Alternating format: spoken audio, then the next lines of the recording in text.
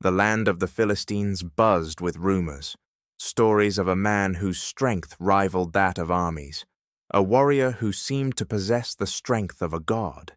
His name? Samson. But the secret to his unimaginable power was hidden from all, a mystery that haunted even the bravest of his enemies. Samson was not an ordinary man. He was chosen by God before his birth to be a Nazirite, set apart for God's service. Judges 13:5. His incredible strength was not just physical, but a divine blessing. The secret of his might lay not in his muscles, but in the vow he made to God, and his uncut hair was the living symbol of that promise. But where there is power, there is always temptation. The Philistine leaders, eager to destroy Samson, sought to exploit his greatest weakness, not his strength, but his love. And so they turned to a woman named Delilah, whose beauty was as captivating as it was dangerous. Delilah was no ordinary woman either. She was cunning, charming, and had a heart set on gaining riches. The Philistine rulers promised her a fortune in silver if she could uncover the secret to Samson's strength. Judges 16:5. With that goal in mind, Delilah set out to seduce the mighty Samson, whispering sweet words to ensnare him. Delilah, ever so subtle, began to probe Samson. "Tell me, my love, the secret to your great strength," she said, her voice as soft as silk. Samson, aware of her persistence, teased her with false answers. "If they tie me with 7 fresh bowstrings, I will become as weak as any other man," he said, Judges 16:7. That night, while Samson slept, Delilah bound him with the bowstrings and called the Philistines to capture him.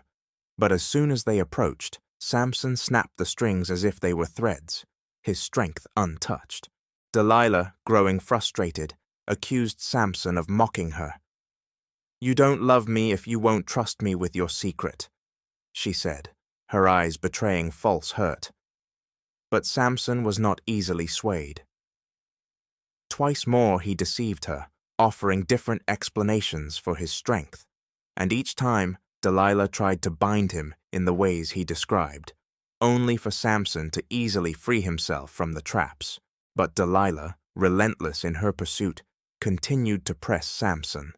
Day after day, her persistence wore him down, until finally Samson's resolve crumbled. With a heavy heart, he revealed his secret. "My strength is in my hair. If my head were shaved, I would become weak and be like any other man." Judges 16:17. That night, as Samson lay asleep, Delilah called for a man to shave the 7 locks of his hair.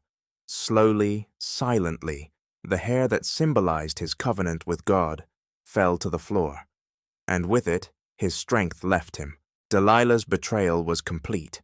With Samson's strength gone, the Philistines rushed in, capturing him with ease.